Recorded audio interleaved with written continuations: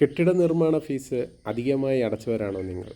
എങ്കിൽ ആ ഫീസ് ഇപ്പോൾ തിരികെ ലഭിക്കുന്നതിനുള്ള അപേക്ഷ വീണ്ടും സ്വീകരിച്ചു തുടങ്ങി.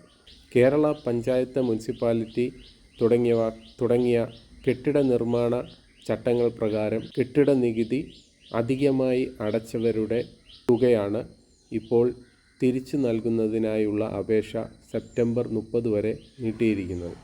ഇത് കുറച്ചു നാളായി നിർത്തിവച്ചിരിക്കുകയായിരുന്നു. കഴിഞ്ഞ വർഷം ഓഗസ്റ്റ് മുതൽ കെട്ടിട നിർമ്മാണ പെർമിറ്റ് ഫീസിൽ 60% വരെ സർക്കാർ കുറവ് വരുത്തിയിരുന്നു. 2023 ഏപ്രിൽ മുതൽ പ്രാബല്യത്തിലുള്ള ഫീസ് അധികമായി അടച്ചവർക്ക് ഇപ്പോൾ ആ തുക തിരിച്ചു ലഭിക്കുന്നതിനുള്ള അപേക്ഷ സമർപ്പിക്കാവുന്നതാണ്.